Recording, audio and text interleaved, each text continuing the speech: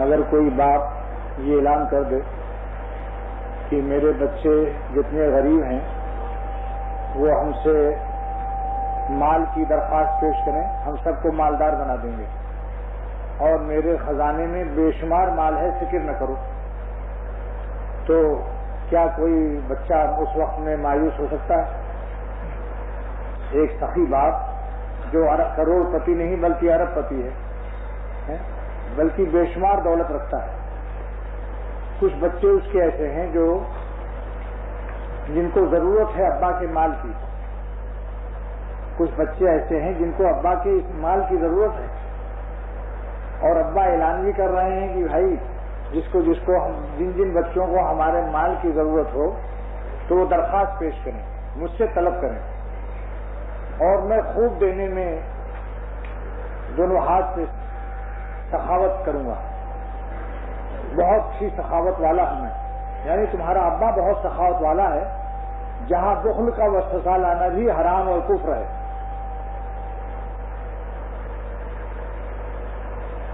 یعنی اللہ تعالیٰ کے معاملے میں عرض کر رہا ہوں، ابا کے معاملے میں بخل کے وسوسے سے کفر نہیں ہوگا. مجھ کو تو مقصود ابا نہیں ہے اس وقت میں، میرے سامنے تو ربا ہے اس وقت میں، لہذا اس مضمون کے پیش نظر یہ بات نکل گئی کہ اپنے رب کے بارے میں یہ سوچنا. دیکھو آنکھ مت بند کرو بھائی، میں یہ عرض کرتا ہوں، کوئی صاحب آنکھ نہ بند کرو، آنکھ کھول کر کے سنو. بار بار اس کی ہدایت کی جاتی رہتی ہے کہ جس کو سننا ہو آنکھ کھول کر سنو. آنکھ بند کرنے سے شبہ ہوتا ہے کہ شاید کہیں نیند نہ آ گئی ہو اس کو، اور اگر وہ مراقبے میں ہے تو بھی مناسب نہیں ہے. مقرر کی طرف دیکھنا چاہیے، اپنے چہرے سے ظاہر کرو کہ مجھے خوب مزہ آ رہا ہے اور میں خوب سن رہا ہوں غور سے. ورنہ اگر چہرے سے یہ بات بتاؤ گے کہ میں سو رہا ہوں یا مجھے نیند کا غلبہ ہے یا چہرہ پھیکا معلوم ہو تو مقرر پھر خاموش ہو جائے گا.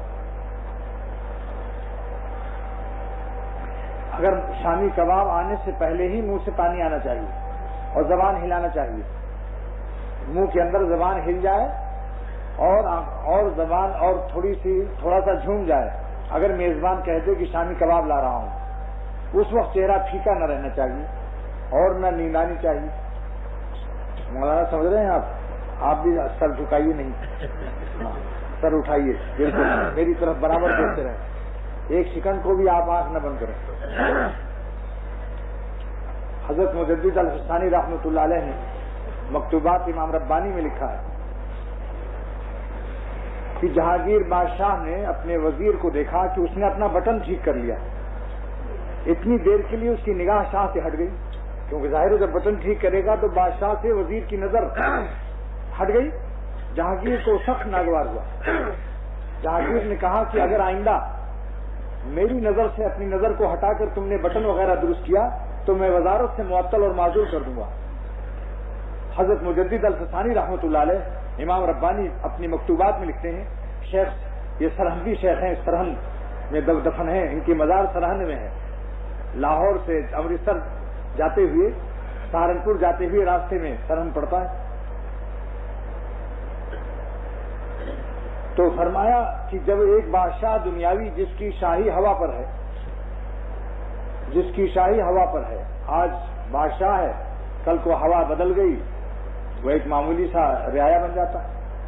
بعد معنی ہوا ہے، بعد شاہ بعد، ہوا والی شاہی، اس کے معنی بھی یہی، بعد معنی ہوا، شاہ معنی شاہ. بادشاہ شاہ بعد ہے اصل میں، یعنی ہوا پر اس کی شاہی ہے چند دن. اللہ کی طرف سے جب تک اس کا اقبال ہے، جس دن اللہ نے ہٹا لیا اقبال، ختم معاملہ.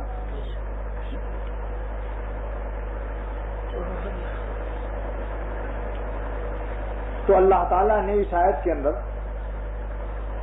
ایک مضمون بیان فرمایا ہے اور اپنا ایک مال پوشیدہ بیان کیا ہے، پوشیدہ خزانہ جو بندے نہیں جانتے تھے. ایک مجذوب نے ایک دن اللہ تعالیٰ نے ایک مجذوب سے فرمایا کہ تو اپنے کو جنگل میں چھپا کے رہتا ہے، میں تجھے سب پر ظاہر کر دوں گا. یعنی تیری مقبولیت میں جو تجھ کو پیار کرتا ہوں اور جو تو میرا پیارا اور محبوب ہے، تو چھپا رہا ہے مخلوق سے، چھپا چھپا پھرتا ہے. بھاگا بھاگا پھرتا ہے، میں مخلوق پر تیرا راز ظاہر کر دوں گا۔ اس مجذوب نے کہا کہ اے خدا، اگر آپ نے میرا راز ظاہر کر دیا تو میں بھی تیرا راز ظاہر کر دوں گا۔ اللہ تعالیٰ نے پوچھا تو میرا کون سا راز ظاہر کرے گا؟ اس نے کہا میں تیری رحمت آپ کے بندوں کو بتا دوں گا، پھر نماز سب چھوڑ کے بیٹھ جائیں گے آرام سے۔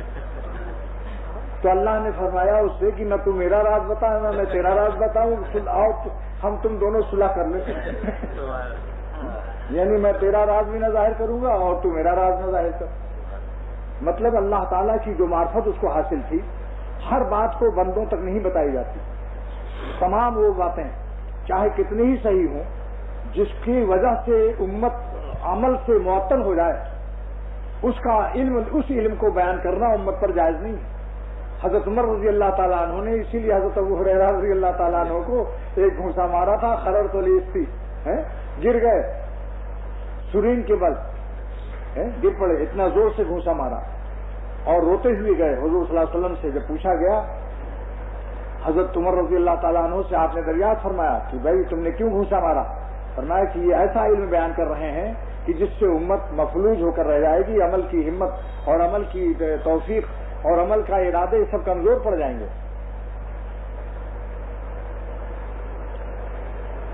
تو اللہ تعالیٰ نے اس آیت میں اپنا ایک پوشیدہ خزانہ اپنے بندوں کو بیان فرمایا، استغفروا ربکم،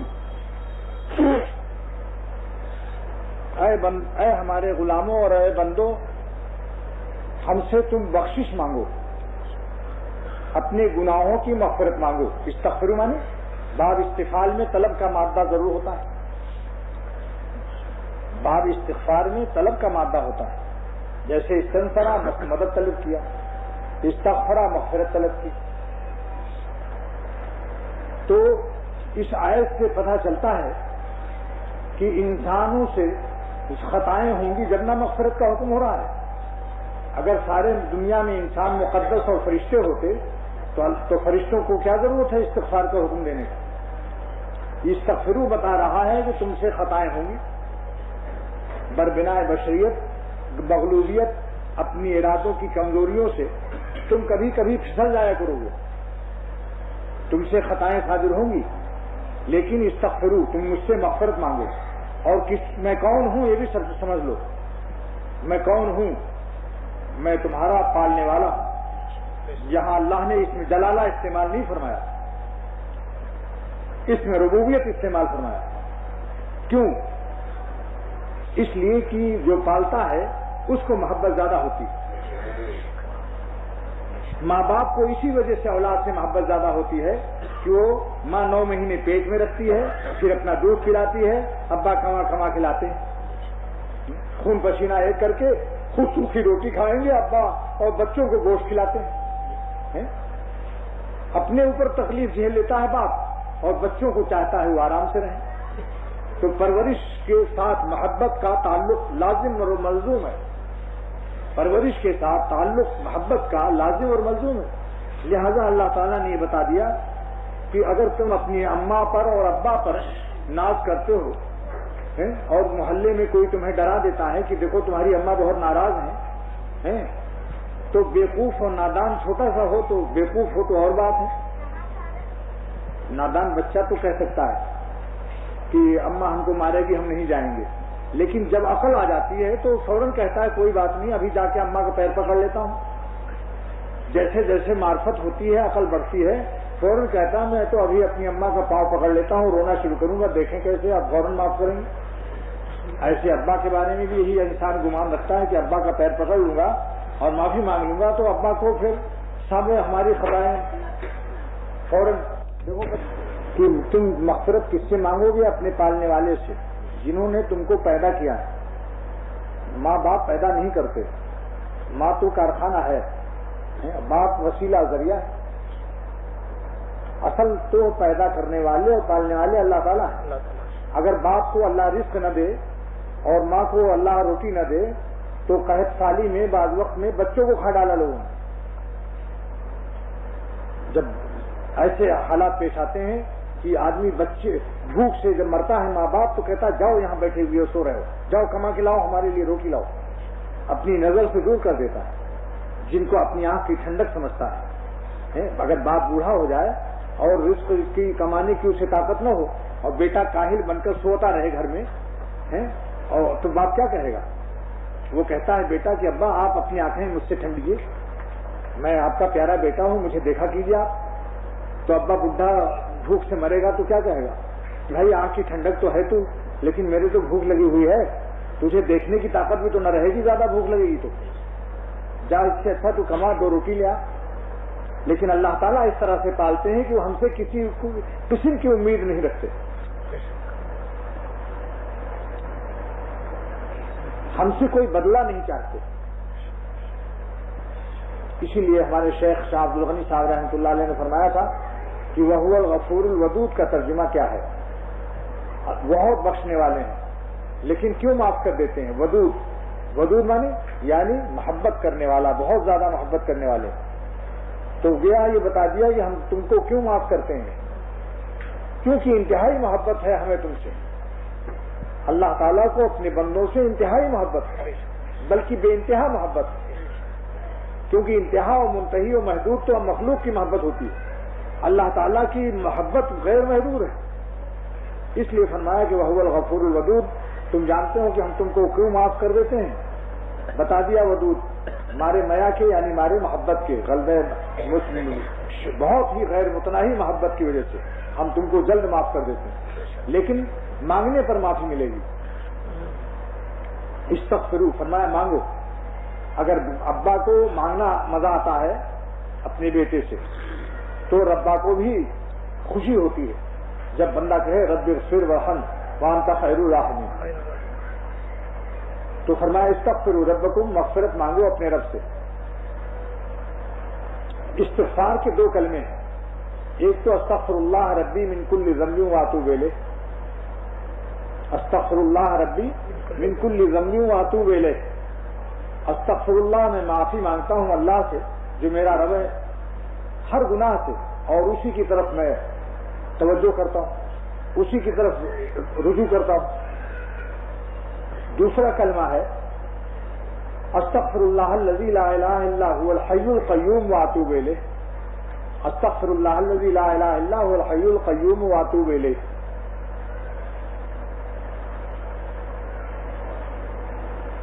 مغفرت میں اور توبہ میں کیا فرق ہے؟ استغفروا ربکم ثم توبوا الیہ.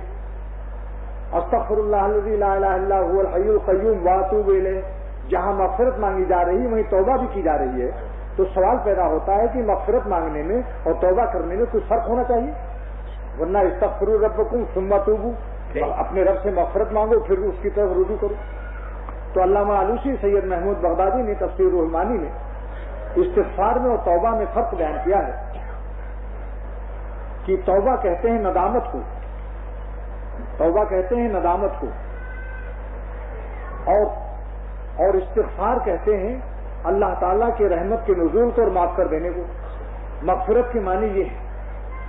توبہ کے اندر 4 مضمون پوشیدہ ہے جب توبہ قبول ہوتی ہے. نمبر 1 کہ جس گناہ میں مبتلا ہو اس سے الگ ہو جاؤ. حالت گناہ میں توبہ کرتے رہو گے توبہ نہیں قبول ہوگی.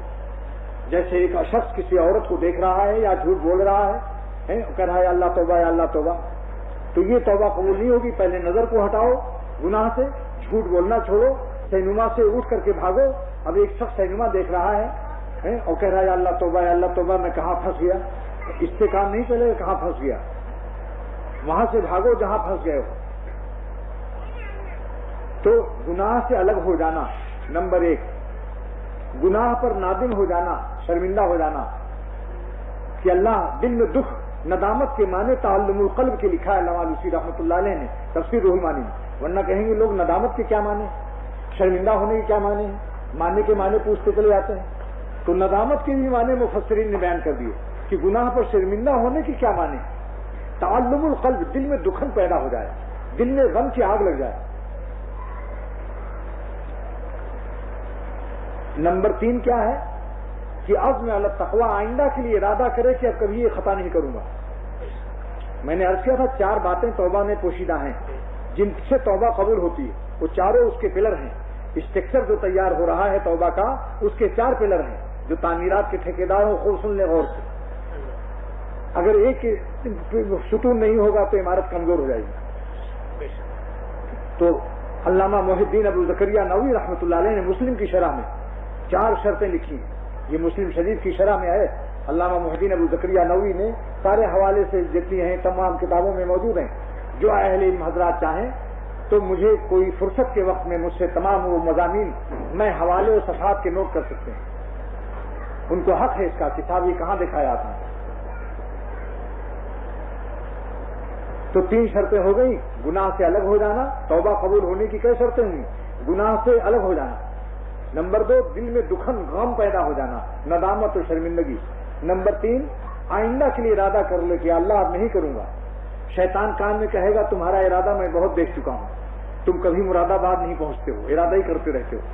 شیطان کو جواب دے دو کہ ارادہ کرنا میرا کام ہے, اور اگر ارادہ ٹوٹا تو میں پھر ارادہ جوڑنے کا اللہ سے پھر رشتہ جوڑوں گا, اور چاہے ساری زندگی یہی کھیل ہوتا رہے.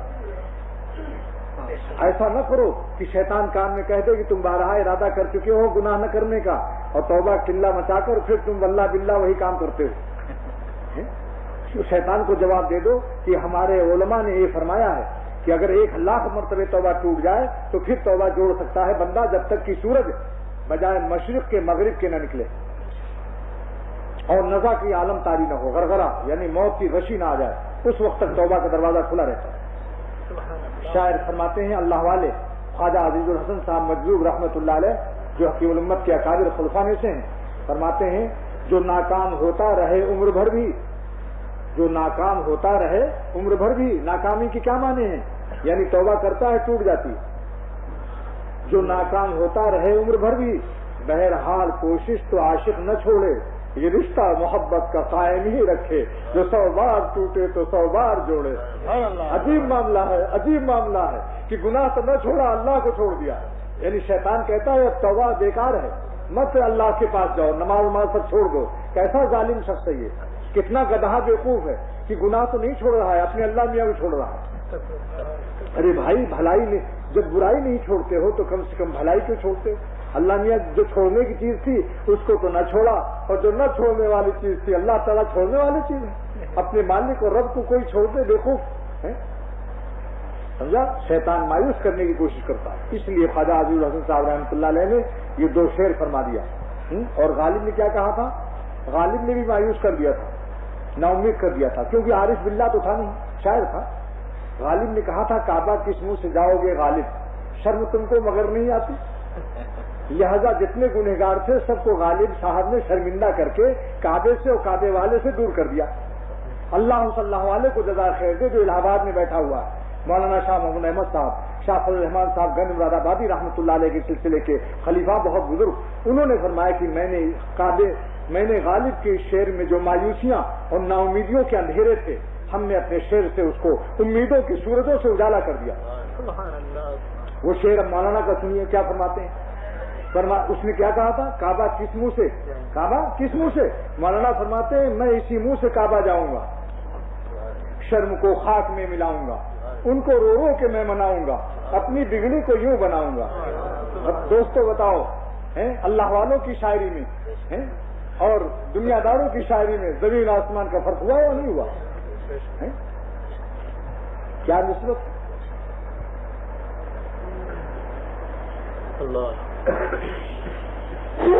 آپ نے توبہ سن لیا, اب آپ کا دل انتظار کر رہا ہوگا جب توبہ کے معنی سمجھ میں آ گئے تو اب مغفرت کے معنی بتائیے. پھر استغفار کس چیز کا ہے؟ استغفار میں جو مغفرت طلب کی جا رہی ہے اس مغفرت کا کیا مفہوم ہے؟ علامہ آلوسی رحمۃ اللہ علیہ سید محمود بغدادی فرماتے ہیں کہ غفر یغفر کے معنی ستر یستر کے ہیں, کہ اللہ اس کے گناہوں کو چھپا لیتے ہیں.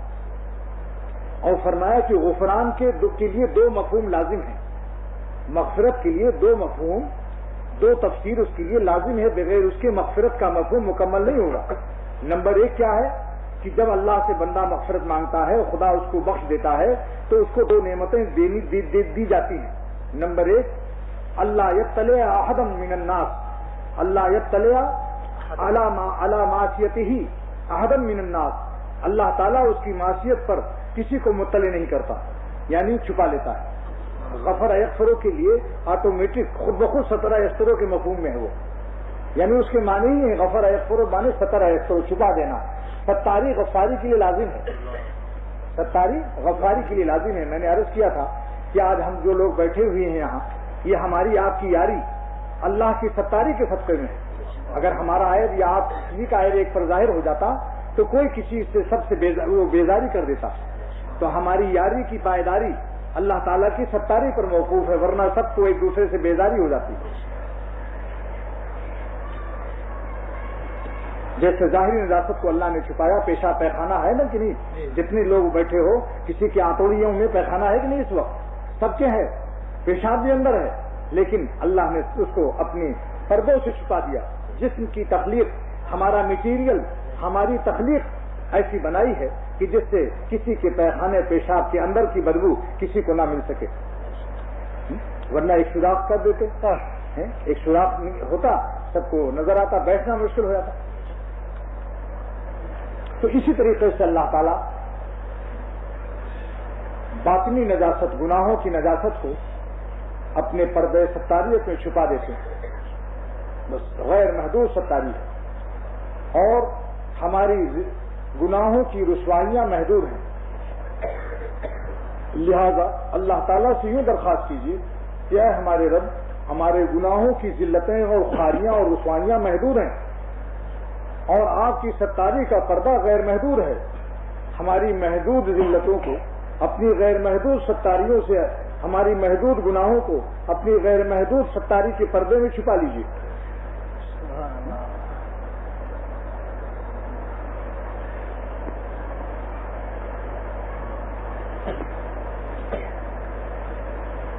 لا الہ الا اللہ، لا الہ الا اللہ، لا الہ.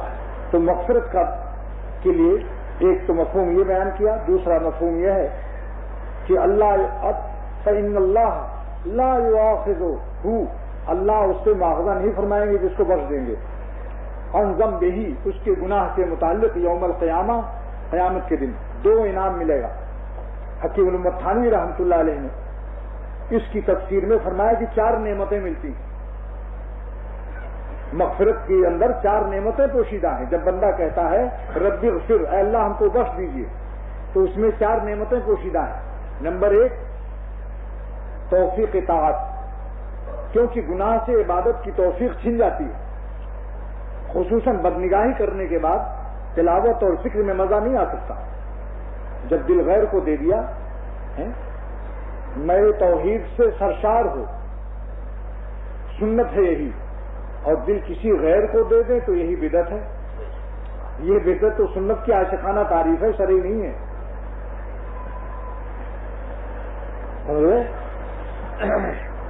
تو حکیم الامت تھانوی رحمۃ اللہ علیہ نے فرمایا کہ 4 نعمتیں ملتی. نمبر 1 توفیق اطاعت ہو جاتی ہے استغفار کی برکت سے. جب کہا رب اغفر، اے اللہ ہم کو بخش دیجیے، تو کیا سوال ہے اس کے اندر کہ آپ ہمیں توفیق اطاعت دے دیجیے، عبادت کی توفیق کو نہ چھینیے ہمارے گناہوں کی شامت اور نحوست سے. نمبر 2 فراخی معیشت، روزی بھی بڑھا دیجیے، کیونکہ گناہوں سے روزی تنگ کر دی جاتی ہے. نمبر 3 قیامت کے دن بے حساب مغفرت فرما دیجیے. نمبر 4 جنت میں دخول نصیب فرمائیے. تو 4 نعمتیں قافیہ سن لیجیے، یعنی ان کے قافیے کے ساتھ. توفیق اطاعت 1، فراخی معیشت 2، بے حساب مغفرت 3، دخول جنت 4. بتاؤ وزن سب کا ہے کہ نہیں بھائی؟ قافیہ مل گیا. دیکھو ہمارے قادر کی یہ علوم ہے. تو استغفار کے جو ہے مغفرت کا مفہوم سمجھ گیا، اور توبہ کا مفہوم.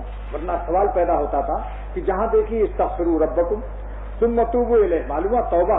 اگر علامہ آلوسی فرماتے ہیں کہ اگر توبہ اور مغفرت ایک چیز ہوتی تو اللہ تعالیٰ الگ الگ کیوں بیان کرتے؟ حرف عطف سے معطوف علیہ میں، معطوف میں مغایرہ ضروری ہے. لہذا اس کے مفہوم میں فرق. اب سنیے، نیو ٹاؤن میں جب میرے شیخ شاہ عبد الغنی صاحب رحمۃ اللہ علیہ مولانا بن نوری رحمۃ اللہ علیہ کے دعوت پر تشریف لے گئے، تو ایک شخص نے حضرت بن نوری رحمۃ اللہ علیہ کے سامنے میرے شیخ سے سوال کیا کہ استغفروا استغفر اللہ ربی من کل ذنب واتوب الیہ زیادہ افضل ہے، یا استغفر اللہ الذی لا الہ الا ہو الحی القیوم واتوب الیہ میں زیادہ اجر ہے؟ دونوں میں افضل کون ہے؟ تو حضرت نے فرمایا کہ مولانا گنگوہی رحمۃ اللہ علیہ نے ارشاد فرمایا، حضرت نے فرمایا کہ مولانا گنگوہی رحمۃ اللہ علیہ نے ارشاد فرمایا کہ اس کے اندر چونکہ کلمہ ہے استغفر اللہ الذی لا الہ الا هو الحی القیوم، تو اس میں کلمہ بھی ہے، اور کلمے کے بارے میں حدیث میں آتا ہے کہ لا الہ الا اللہ کا وزن اتنا ہے کہ ساتوں آسمان ساتوں زمین اور ساتوں آسمان کے فرشتے کسی ایک پلے پر رکھے جائیں اور دوسری طرف لا الہ الا اللہ، تو اس کا وزن بڑھ جائے گا۔ تو کلمے کی وجہ سے اس کا ثواب زیادہ ہے، لیکن اس کے معنی نہیں کہ اس کو نہ پڑھیں، اس کو بھی پڑھو، جب حدیث میں آیا ہے تو وہ بھی پڑھیے، استغفر اللہ ربی من کل ذنب واتوب الیہ پڑھیے، اور کبھی کبھی استغفر اللہ الذی لا الہ الا هو الحی القیوم واتوب الیہ بھی پڑھیے۔ اسی مجلس میں حضرت سے پھر ایک سوال کیا کہ پہلے درود شریف پڑھیں یا پہلے استغفار کریں، یعنی ہم اس دونوں میں ترتیب کیا کریں، استغفار کریں یا پہلے درود شریف پڑھیں یا پہلے کہیں رب اغفر، اللہ سے مغفرت پہلے مانگیں یا پہلے درود شریف پڑھیں؟ تو فرمایا کہ شیخ الہند رحمۃ اللہ علیہ فرمایا کرتے تھے، اب دیکھیے پہلا جواب تو مولانا گنگوہی کا تھا، اب دوسرا جواب شیخ الہند مولانا محمود الحسن صاحب رحمۃ اللہ علیہ کا فرمایا کہ حضرت شیخ الہند نصیر مالٹا مولانا محمود الحسن صاحب رحمۃ اللہ علیہ فرمایا کرتے تھے کہ تم دنیا میں جو میلے کپڑے ہیں ان میں عطر پہلے لگاتے ہو یا کپڑا دھونے کے بعد لگاتے ہو؟ تو اس شخص نے کہا کہ ہم پہلے کپڑا دھوتے ہیں صابن سے خوب، جب صاف و پاک ہو جاتا ہے پھر عطر لگاتے ہیں۔ تو فرمایا کہ پہلے اللہ سے استغفار کر کے اپنے گناہوں کی معافی مانگ لو اور پھر اب درود شریف کا عطر لگاؤ۔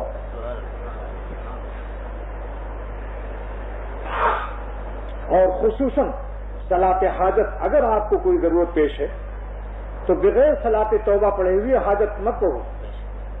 اگر ابا ناراض ہیں یا تم سے کچھ خطائیں ہوئی ہیں تو ابا سے گھڑی یا کوئی انعام یا موٹر یا کار یا بنگلہ یا کوئی چیز ابا سے لینا ہے تو پہلے ابا سے معافی مانگنی پڑے گی، معاملہ صاف کرو، پہلے تعلق صحیح کرو۔ لہذا اگر یہ چاہتے ہو کہ میری بیوی جلدی اچھی ہو جائے اور میرا بیٹا جلد صحت یافتہ ہو جائے اور میری مصیبت جلد دور ہو جائے، جو غم پیش آئے تو صلاۃ حاجت پہلے مت پڑھو، پہلے صلاۃ توبہ پڑھ کر اللہ تعالیٰ سے معاملہ صاف کرو۔ ناراضگی میں ابا نہیں دیتے، ناراضگی میں ربا بھی نہیں دیں گے۔ صلاۃ توبہ پڑھ کر پہلے آنسو گراؤ، ندامت کے آنسوؤں سے سجدہ کو تر کرو، اور یہ آنسو اور آپ کا آہ نالہ بروایت تفسیر علامہ علوسی سید محمود بغدادی 30ویں پارے میں سورہ انا انزلنا کے تحت فرماتے ہیں کہ جب کوئی بندہ اپنے گناہوں کو یاد کر کے قیامت کے دن کی پکڑ اور دوزخ کی آگ کو یاد کر کے روتا ہے کہ یا اللہ ہم کو معاف کر دیجئے اور قیامت کے دن ہم کو رسوا نہ فرمائیے اور دوزخ کی آگ سے بچائیے کہ ہمارے اندر برداشت کی طاقت نہیں ہے، تو اس کا یہ رونا، اس کے آہ و نالے فرشتے آتے ہیں سننے کے لیے، اور اللہ تعالیٰ فرماتے ہیں کہ لعنین المذنبین احب الی من زجر المسبحین، رونے والوں کی آہ و نالے اور گنہگاروں کے استغفار و توبہ کے جو رونے کی آوازیں ہیں وہ آہ و نالے مجھے سبحان اللہ پڑھنے والوں کی آوازوں سے زیادہ محبوب ہے۔ حدیث قدسی ہے، یہ حدیث قدسی کی تعریف بارہا کر چکا ہوں۔ الذی یبینہ النبی صلی اللہ علیہ وسلم بلفظہ وینسبہ الی ربہ، نبوت کی زبان جس مضمون کو بیان کرے اور نسبت وہ اللہ کی طرف کرے اس کو کہتے ہیں حدیث قدسی۔ حضور صلی اللہ علیہ وسلم نے بیان تو فرمایا مگر فرمایا اللہ تعالیٰ یہ فرما رہے ہیں لعنین المذنبین احب الی من زجر المسبحین، رونے والوں کا گنہگاروں کا آہ نالہ میرے اللہ فرماتے ہیں مجھے سبحان اللہ پڑھنے والوں کی آواز سے زیادہ محبوب ہے۔ مولانا رومی رحمۃ اللہ علیہ فرماتے ہیں کہ کیوں برارم از پشیمانی ہنی، جب گنہگار شرمندہ ہو کر اپنے آہ کو بلند کرتا ہے، اللہ اللہ جلال الدین رومی کو اے خدا ان کی قبر کو نور سے بھر دے، کیا حسن تعبیر ہے ان کا، کیا پیارے انداز سے بیان کرتے ہیں۔ فرماتے ہیں کہ کیوں برارند کے کیا معنی، براردن کے معنی نکالنا، کیوں برارند از پشیمانی ہنی، جب گنہگار بندے سجدوں میں اور توبہ میں اپنی آہ و نالے کو بلند کرتے ہیں عرش لرزت ازنین المذنبین، تو اللہ تعالیٰ گنہگاروں کے نالوں سے عرش الہی رحمت سے ہلنے لگتا ہے، عرش کو ہلا دیتے ہیں۔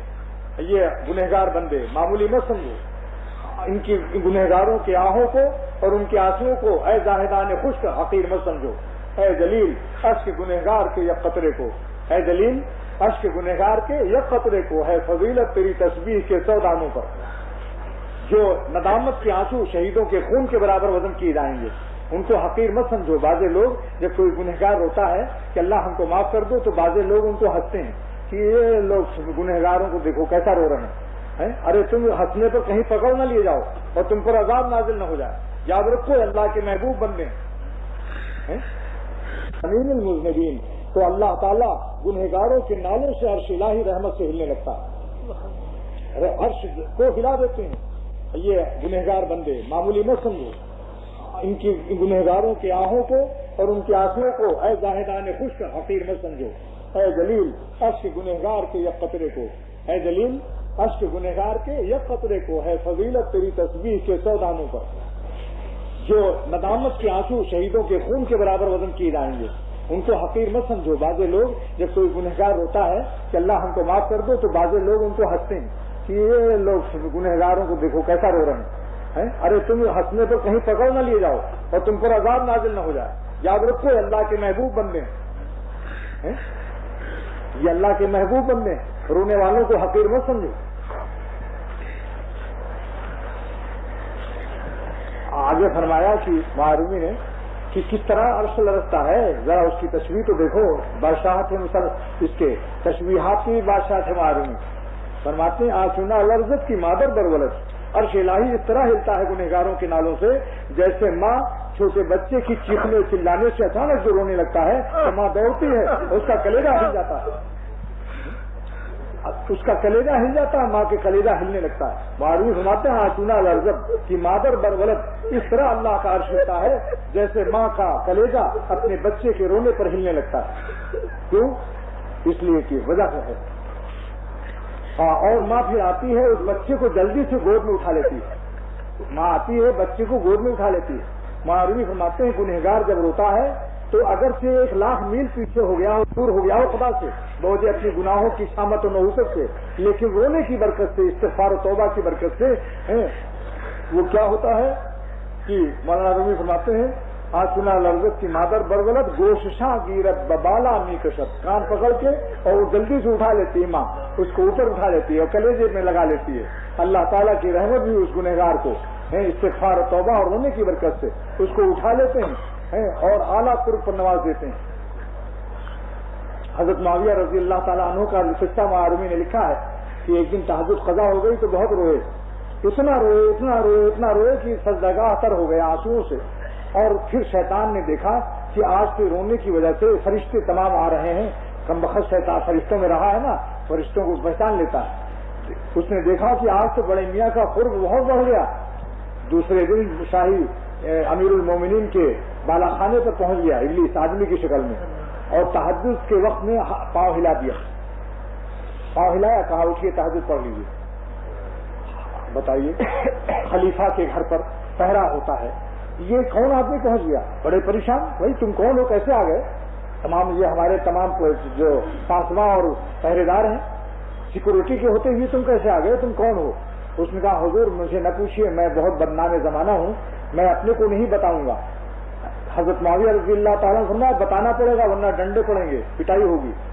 اس نے کہا اچھا جب آپ پوچھتے ہیں تو بتانا ہی پڑے گا، میرا نام ہے بہت بدنام ہے، مجھے ابلیس کہتے ہیں۔ ابلیس مانے کیا ہے؟ شیطان۔ فرمایا ابلیس کا کام تو گناہ کرانا ہے، یہ تم نے تہجد کے لیے کیوں اٹھایا؟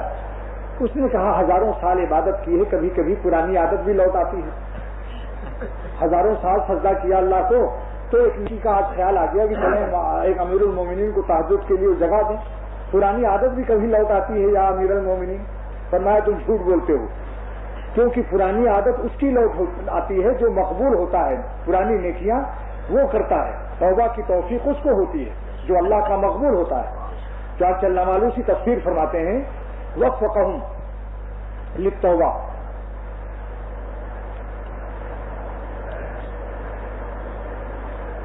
فتاب اللہ علیہم کی تفسیر میں فرماتے ہیں کہ اللہ تعالیٰ نے توجہ فرمائی ان کے اوپر جن سے خطائیں ہوئی، تو اس کی تفسیر کیا وفقہم للتوبہ، یعنی اللہ نے ان کو توفیق توبہ، تو لہذا اللہ کی رحمت اسی جس کو توفیق توبہ ہو جائے وہ اللہ تعالیٰ کا رحمت کا مظہر ہے، رحمت کا نزول ہے اس پر، وہ مقبول ہے اللہ کا۔ اگر مقبول نہ ہوتا تو توفیق توبہ نہ دیتے اللہ میاں، اگر مقبول نہ ہوتا تو توفیق توبہ نہ دیتے اللہ میاں۔ کہ یہ تفسیر بتاتی ہے وفقہم للتوبہ، تاب اللہ علیہم لیتوبوا، تاب اللہ علیہم لیتوبوا، اللہ تعالیٰ نے ان پر توجہ فرمائی، ان پر پیار فرمایا، ان پر رحمت نازل فرمائی، لیتوبوا، تاکہ وہ توبہ کر لیں۔ معلوم ہے زمین پر وہی توبہ کرتا ہے جس کو اللہ پیار لیتا ہے، جس کو اللہ توفیق دیتا ہے۔ سمجھا؟ محبت دونوں عالم میں یہی جا کر پکار آئی، جسے خود یار نے چاہا اسی کو یاد یار آئی۔ محبت دونوں عالم میں یہی جا کر پکار آئی، جسے خود یار نے چاہا اسی کو یاد یار آئی۔ جگر کا استاد اصغر گونڈوی فرماتے ہیں، میں سمجھتا تھا مجھے ان کی طلب ہے اصغر، میں سمجھتا تھا مجھے ان کی طلب ہے اصغر، کیا خبر کیا خبر تھی وہی لے لیں گے سراپا مجھ کو، یہ کیا معلوم تھا کہ اللہ تعالیٰ ہی اٹھا لیں گے۔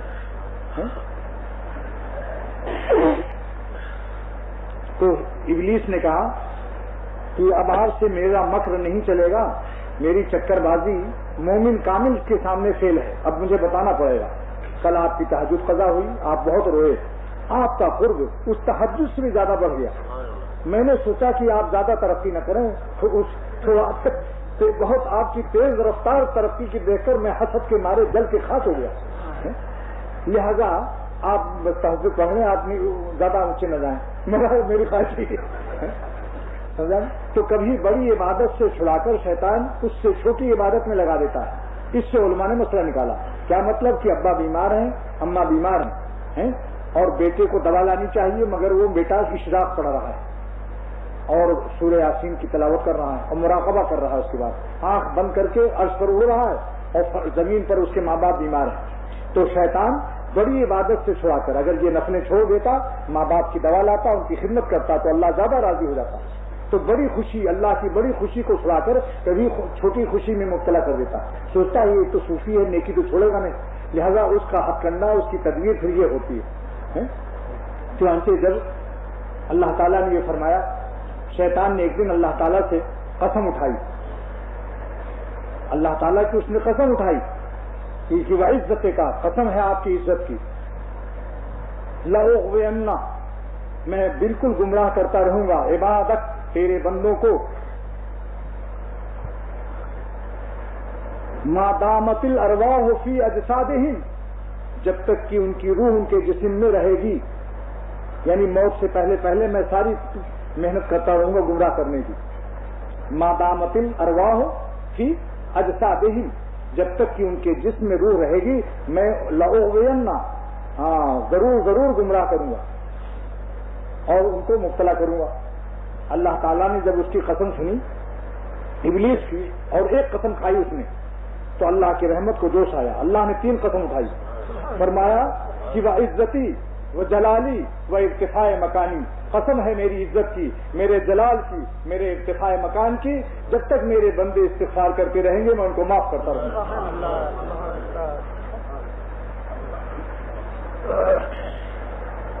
استغفرت لهم واستغفرونی، میں ان کو بخشتا رہوں گا جب تک کہ وہ مجھ سے مغفرت مانگتے رہیں گے۔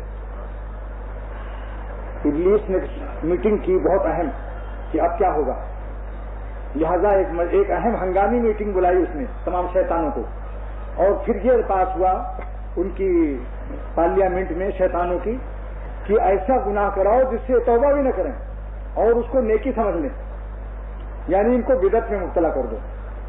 تو قبروں پر چادر چڑھائیں گے، قبروں سے مانگیں گے، ڈھولک بجائیں گے، قوالی سنیں گے، طبلے پر ناچیں گے، عورتیں مرد وہاں مخلوط ہوں گی بے پردہ، اور یہ سمجھیں گے مجھے خدا کا قرب مل رہا ہے، نیکی کر رہا ہوں، ثواب مل رہا ہے۔ میں الہ آباد سے جا رہا تھا تو کسی قسم کی پارٹی جا رہی تھی قوالی والی، تو ایک شخص نے ایک شخص سے کہا کہ دیکھو بھائی تم چلو تم بھی قوالی میں آ جانا، جیسے دعوت دیتے ہیں چلو اللہ کو آواز ہو رہا ہے وہاں، ہیں تو وہ قوالی کی دعوت ہو رہی تھی. کہہ رہا تھا آج قوالی ہے, وہاں طبلہ سرنگی سب سامان ہے اور بہت اچھے اچھے گلوکار آئے ہوئے ہیں. گلوکار یہ خطاکار جو ہیں یہ بڑے گلوکار ہوتے ہیں. کتاب الحضر والاباحہ جلد نمبر 5 میں کہ سماع اشعار سننے کے 6 شرائط ہیں. وَلِلسِّمَاعِ شَرَائِطُ سِتَّةٌ, اور اگر سِتَّةٌ پہلے ہوتا تو یہ شرائطہ ہو جاتا. یہاں چونکہ ترکیب توصیفی ہے, وَلِلسِّمَاعِ شَرَائِطُ سِتَّةٌ, اور سماع کے 6 شرطیں ہیں. جنید بغدادی نے فترک السماع فی زمانے ہی لکھا ہے. علامہ شامی نے جنید بغدادی نے اپنے زمانے میں سماع چھوڑ دیا تھا کیونکہ سماع کے شرائط نہیں پائے جاتے کہ سب تہجد گزار ہوں, اللہ والے ہوں, ان کے دل میں غیر اللہ نہ ہو, عاشقانہ شعر کو سن کر کوئی ٹیڈی یا کوئی لڑکا ان کو یاد نہ آئے, اور بلا غرض اللہ کے لیے سنیں, اور اتنی شرائط ہو, کوئی گانا باجا وہاں نہ ہو, اور کسی معاوضے پر نہ ہو, کوئی اس وہاں کھانے پینے اور بریانی کی دعوتیں نہ ہو, خالص اللہ کے لیے اجتماع ہو, تو وہاں کچھ اشعار سن لیے جائیں. تو جنید بغدادی نے اپنے زمانے میں فترک السماع فإن الجنید ترک السماع فی زمانہ ہی, حضرت جنید بغدادی نے اپنے زمانے میں توبہ کر لیا تھا.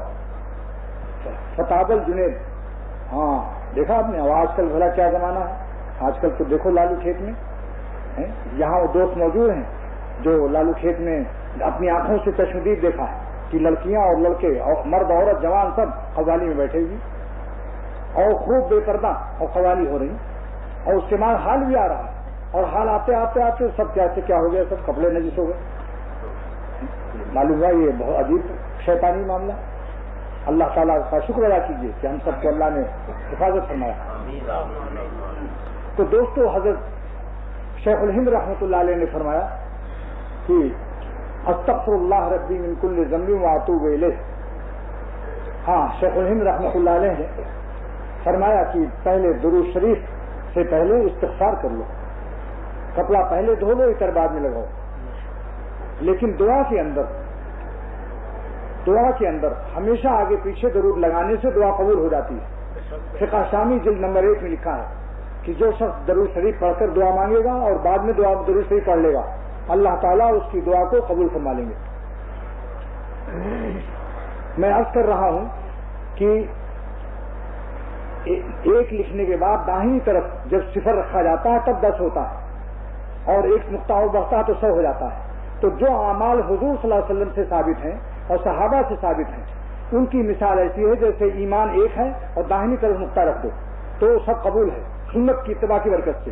اور اگر اپنی برادری اور اپنی خاندانی رسم و رسوم سے لگایا تو وہ ایک کی بائیں طرف نقطہ ہوتا ہے جس کا نام بدعت ہے, وہ قبول نہیں ہے, محنت رائے نہ جائے گی.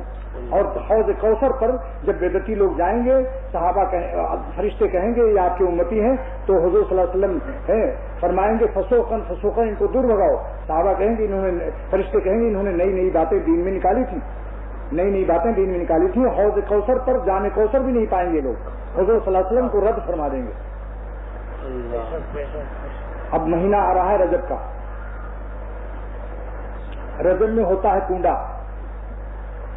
لیکن آج تک میرے مسلمان بھائیوں نے تاریخ نہیں پڑھی کہ یہ کنڈا کیوں کرتے ہو.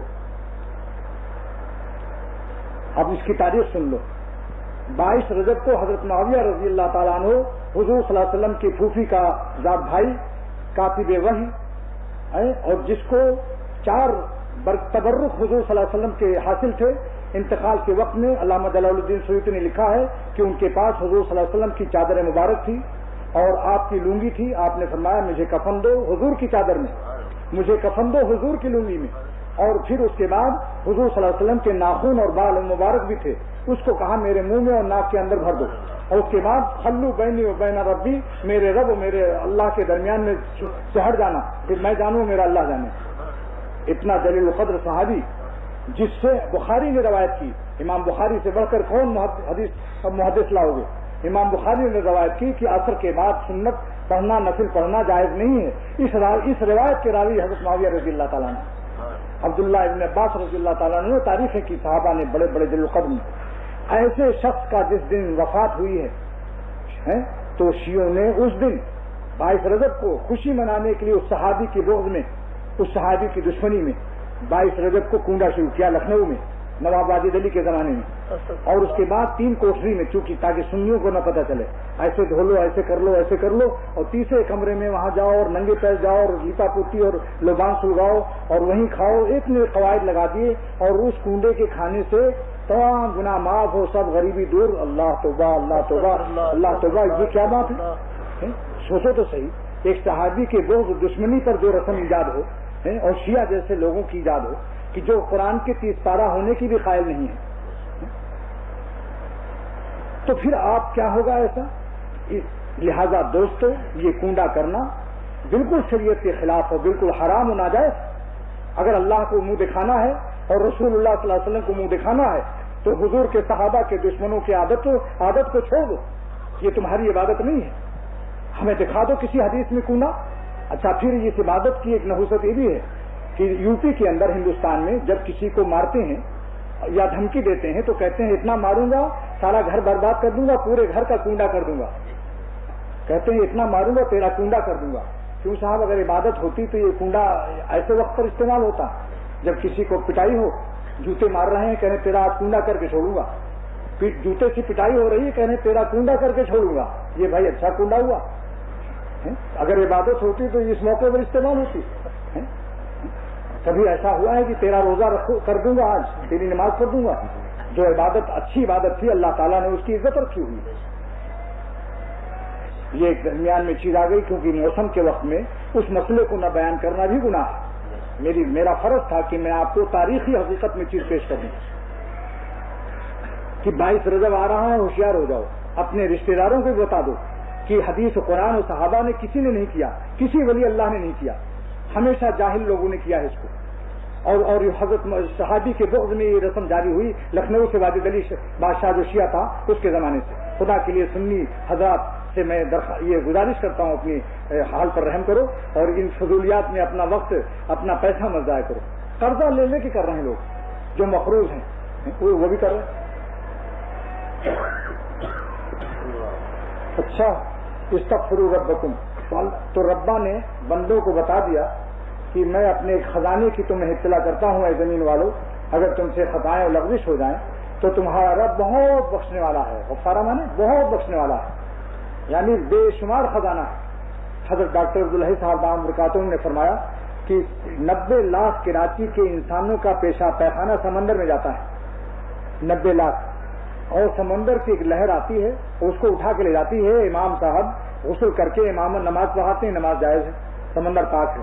तो समंदर की एक लहर में 90 लाख इंसानों का पेशाब पैखाना पाक करने की सलाहियत हो, अल्लाह की रहमत के समंदर पर क्यों नहीं नाज करते हो?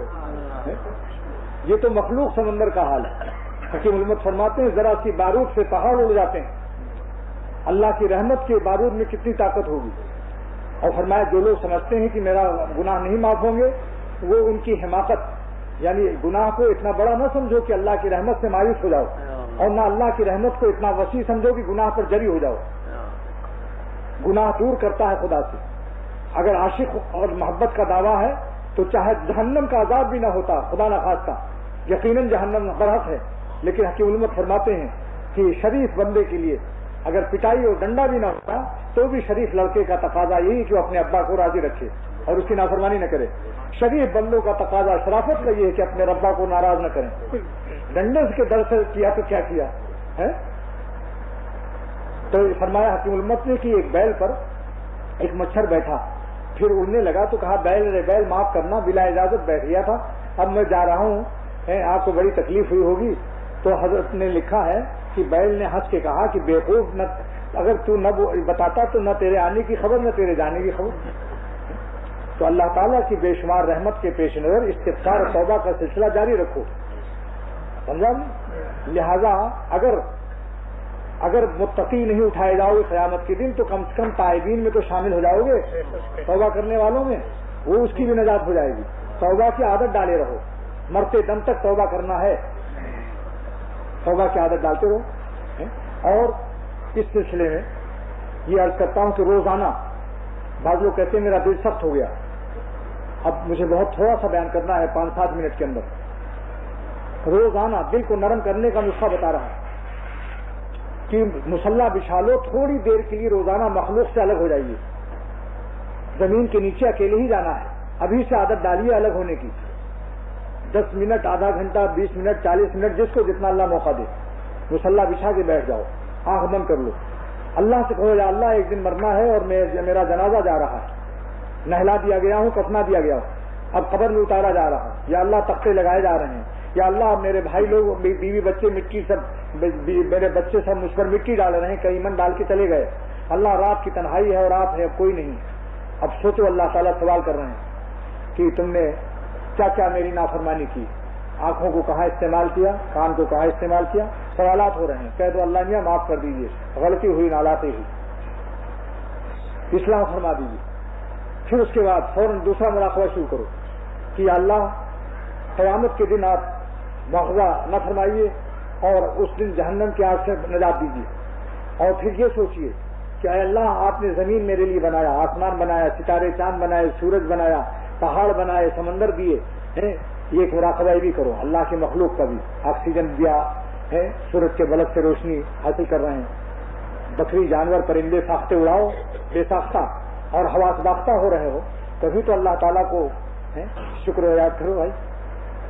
تیسرا پھر مراقبہ یہ کرو کہ اللہ آپ کا احسان ہے کہ آپ نے بلا سوال ایمان دے دیا، مسلمان گھر میں پیدا کر دیا، ہماری روح میں زبان نہیں تھی، اللہ سے، اس کا نام بندے کا اللہ سے گفتگو کرنا ہے، اللہ اور بندے کی بات چیت اس کا نام ہے، اس مراقبے کا سن لو، ایک نیا مضمون ہے یہ، روزانہ اس کی مشق کیجیے، اللہ سے بے حد قرب بڑھے گا، بے حد قرب بڑھے گا، دل نرم ہو جائے گا، اللہ سے باتیں کرو کہ یا اللہ آپ نے بغیر سوال کے ایمان عطا فرمایا، روح نے سوال نہیں کیا، آپ نے مسلمان گھر میں ہم کو پیدا کر کے ایمان دے دیا، ورنہ ہندو کے ہاں پیدا کرتے کیا کرتے تھے، یہودی کے ہاں اسرائیل میں پیدا ہو جاتے تو کیا ہوتا بتاؤ، کسی شیعہ قادیانی یا بیدتی کے ہاں پیدا ہوتے تو کیا ہوتا۔ تو اللہ کا شکر ادا کرو کہ اللہ آپ نے ہمیں ایمان عطا فرمایا، اہل حق سے وابستہ کیا، یعنی وہ جماعت جو رسول اللہ صلی اللہ علیہ وسلم پر عاشق ہے، جو صحابہ کے نقش قدم پر چلتی ہے، سنت کی اتباع کرنے والی ہے، آج اللہ آپ نے ان بزرگوں سے ہمیں تعلق بخشا، خبر پوجنے والوں سے بچایا، اور پھر اللہ آپ نے ہمیں نیک بندوں کی شکل دی، نیک بندوں سے محبت دی، اور بیوی دی، بچے دیے، کاروبار دیا، روزی دی، جس کو جو نعمتیں حاصل ہوں، جلدی جلدی اللہ میاں سے باتیں کر لو اور پھر شکر ادا کر لو کہ اللہ آپ کے علم میں ہم تو کتنا نعمت آپ کا بیان کریں، جس قدر آپ کے علم میں ہم پر احسانات ہیں، آپ کے علم کے اعتبار سے ہم شکر ادا کرتے ہیں۔ مولانا الیاس صاحب رحمۃ اللہ علیہ نے فرمایا کہ نماز پڑھنے کے بعد، ہر عبادت کے بعد یہ کہہ لو اللہ سے، یہ بات میرے شیخ شاہ عبد الغنی صاحب کے ملفوظات میں ہے، یہ ملفوظات شاہ عبد الغنی صاحب پھول پوری کی نایاب ہو چکی تھی، الحمدللہ پھر شائع ہوئی، اس کے اندر لکھا ہے آخری ملفوظ ہے، یہ آخری ملفوظ ہے، اس کی کتاب اسی ملفوظ پر ختم ہوئی۔ حضرت مولانا الیاس صاحب رحمۃ اللہ علیہ نے فرمایا کہ اللہ سے یوں دعا کرو نماز کے بعد، عبادت کے بعد، کہ اللہ میری نماز آپ کے لائق نہیں ہے، میری نماز آپ کے لائق نہیں ادا ہوئی، لیکن اس کی قبولیت آپ اپنی شان کے لائق بنا کر دیجیے، میری نماز آپ کی عظمت، آپ کی بڑائی کے لائق شان کے نہیں ہے، آپ کی بڑائی کی شان کے لائق میری نماز نہیں ہے، لیکن اس کی قبولیت اپنی شان کے لائق کر دیجیے، جیسی آپ کی شان ہے ویسی قبولیت دے دیجیے۔ بس دعا کرو اللہ تعالیٰ نے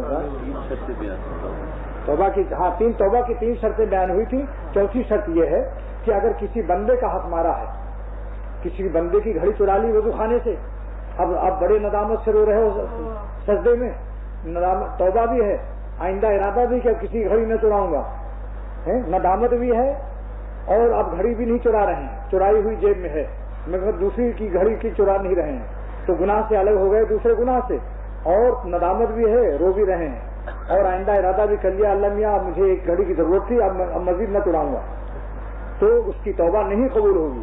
چوتھی شرط بھی علامہ محی الدین ابو زکریا نووی نے شرح مسلم میں لکھ دیا کہ حقوق العباد، جس کا مال مارا ہے اس کو واپس کرو، اور اگر وہ مر گیا اور آپ بھی کھا پی کے غریب ہو گئے نہیں ہیں تو اس کو ثواب اتنا بخشو کہ جس سے آپ قیامت کے دن اللہ کو رحم آ جائے، آپ کی نیکیاں اللہ میاں دے کر کے اس کو راضی کرا دیں، یا اس کے خاندان والے ہوں تو اس کو دے دو کچھ خیر اس کا بدلہ۔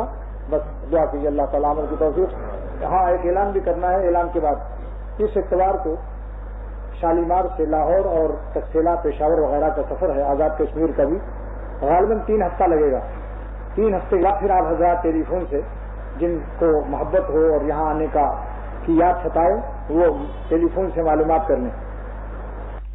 اب دعا کیجیے اللہ تعالیٰ عمل کی توفیق عطا فرمائے. یا اللہ جو باتیں پیش کی گئی ہیں اپنی رحمت سے اور رحمت اللہ علیہ صلی اللہ تعالی وسلم کے صدقے و طفیل میں اللہ ہم نے جن بزرگوں کا دامن پکڑا ہوا ہے ان کی برکتوں سے ہم سب کی توبہ کو اور استغفار کو قبول فرما اور توفیق توبہ ہی نصیب فرما. یا اللہ چاروں شرائط کے ساتھ ہم سب کو توبہ نصیب فرما. جو ابھی بیان ہوئے جن کی تفصیل بیان کی گئی اللہ اپنی رحمت سے ہم سب کی جانوں کو جذب فرما لے اور نفس شیطان کی غلامی کی ذلت کی زندگی سے نکال کر یا اللہ ہم سب کو اپنی فرما برداری کی عزت کی حیات نصیب فرما دیجیے اور اس خانقاہ کو قبول فرمائیے. اللہ سننے والے کو سنانے والے کو سننے والوں کو سب کو اپنا محبوب و مقبول بنا لیجیے اور اس سفر میں اللہ اس سفر کی برکتوں سے مالا مال فرما. عافیت کے ساتھ سفر ہو, عافیت کے ساتھ واپسی ہو, اخلاق کے ساتھ حسن تعبیرات کے ساتھ دین کا یا اللہ کام ہو. آپ حضرات کی آمین, سامعین کرام کی آمین کی برکت سے اللہ تمام دعاؤں کو قبول فرما لے. آخر دعوانا الحمدللہ رب العالمین صلی اللہ علیہ نبی الکریم.